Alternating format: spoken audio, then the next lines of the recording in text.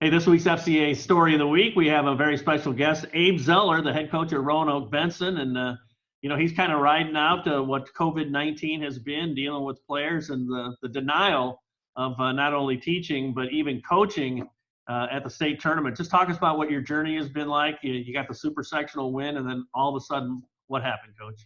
Yeah, I mean, obviously the super sectional win was the highest of highs for our program to make it to state, and how exciting it was for the community and my guys. And then to have that Thursday morning when we were getting sent off to Peoria, to know at least at the start of that morning that that they were saying they were going to limit it to who knows. I think 50 was thrown out there, and different numbers. You didn't know who was going to come, and players were asking, "Well, did my grandparents get a watch?" And so it was a little bit nerve-wracking to start with, just to not the uncertainty. But when we did get to Peoria, it kind of seemed like things were rolling. We got our practice in at our time slot and got our photos taken, and just even that experience for my guys was a lot of fun, and even for myself, just to be on, at Carver Arena and on the floor. And so it was a good start in a way. And then you got the news Thursday night from Kurt Gibson and Craig Anderson that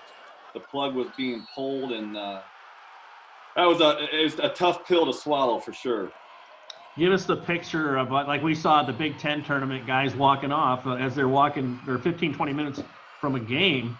And then, you're dealing with 16, 17, 18-year-old guys who this was what they've been working for a year and probably longer than that.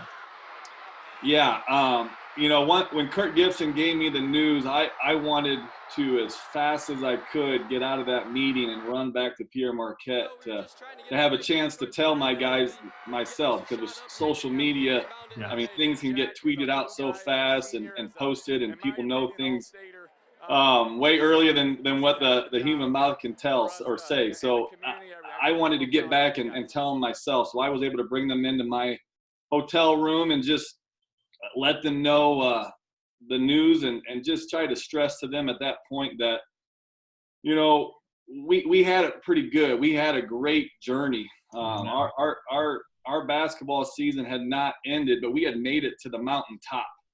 So we had gotten to the state tournament, and that's what I just tried to express to them and keep telling myself, because if you allow yourself to look at it the other way, that we didn't have a shot to play in the state, I think that can be really depressing and hard to take. And I wanted to try to spin it the other way and look at what we all were able to accomplish and the journey we were able to have. Mm-hmm. Well, as a coach, the relational aspect is something we celebrate in FCA. Billy Graham, has said a coach will have more influence in 1 year than most people can, in a lifetime.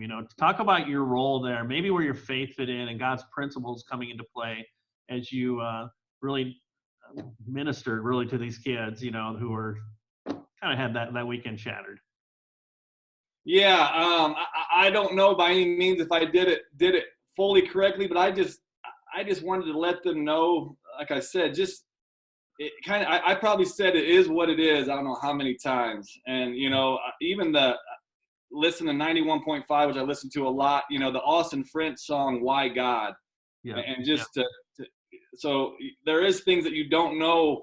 Why God? Why does this happen and that happen? There's a lot of things, even outside of the COVID-19, that people every day are asking that, whether it's dealing with health issues or financial issues or whatever else. So I tried to stay as positive I could with the guys and just let them know that God is in control, and we don't know why this is or what it is, but we do know that He is in control. And if we can live by that, I think it can get you through a lot of why moments. Mm-hmm. And last thing, what's it been like since? I mean, what's your role been? And like, we're around a lot of kids, obviously, who are just missing their friends and, working out and not being able to compete in those spring sports too.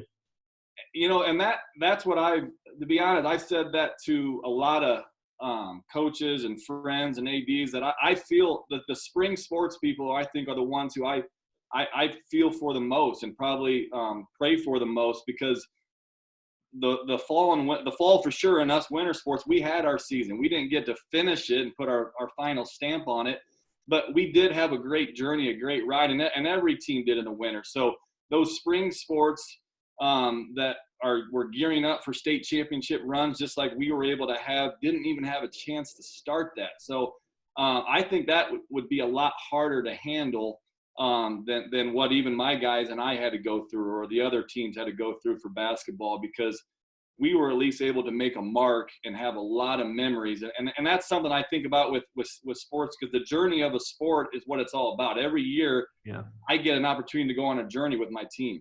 And this year's journey was great. And the spring sports didn't even get to start their journey. So that's a tough one to swallow. But again, we got to take it as is and know that God is in control.